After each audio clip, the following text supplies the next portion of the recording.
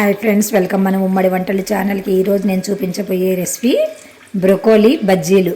చాలా టేస్టీగా, చాలా సింపుల్గా, చాలా బాగుంటాయి ఫ్రెండ్స్. మీరు కూడా తప్పకుండా ట్రై చేసి మీకు ఎలా వచ్చాయో మాకు తెలుపుతూ ఉండండి ఫ్రెండ్స్, కామెంట్ రూపంలో. ప్రాసెస్లోకి వెళ్ళిపోదాం ఫ్రెండ్స్. బ్రొకోలీని శుభ్రంగా కడుక్కొని చిన్న చిన్న పీసెస్గా కట్ చేసుకోవాలి. కొద్దిగా లావుగా కట్ చేసుకోవాలి. స్టవ్ వెలిగించుకొని బాండి పెట్టుకొని ఆయిల్ వేసి పెట్టుకున్నాను.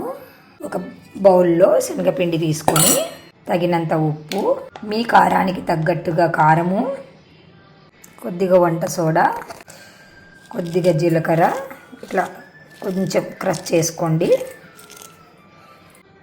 కొద్దిగా వాము, ఇది కూడా క్రష్ చేసుకోండి.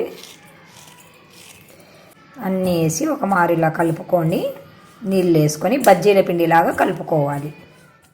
ఇలా ఈ మోతాదులో పిండిని కలుపుకోవాలి. కలిపి ఇప్పుడు బ్రొకోలీని ఆయిల్ కాగాక ఈ పిండిలో ఇలా ముంచేసి కాగుతున్న ఆయిల్లో వేసేయాలి. అంతే ఫ్రెండ్స్, చాలా సింపుల్గా, చాలా ఈజీగా బ్రొకోలీ బజ్జీలను తయారు చేసుకోవచ్చు.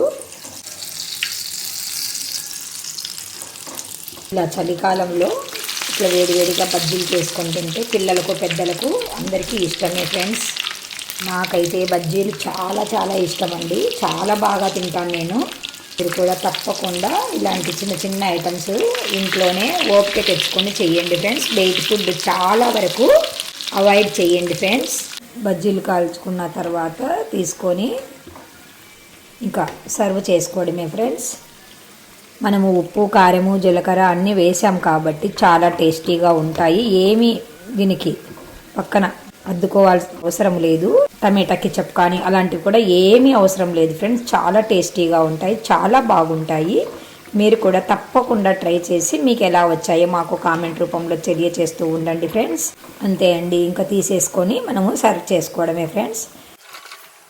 చాలా టేస్టీగా ఉంటాయండి. నేను తిని టేస్ట్ చేసిన తర్వాతనే నేను మన ఛానల్లో పెడతానండి. ఓకేనా ఫ్రెండ్స్? By bye friends.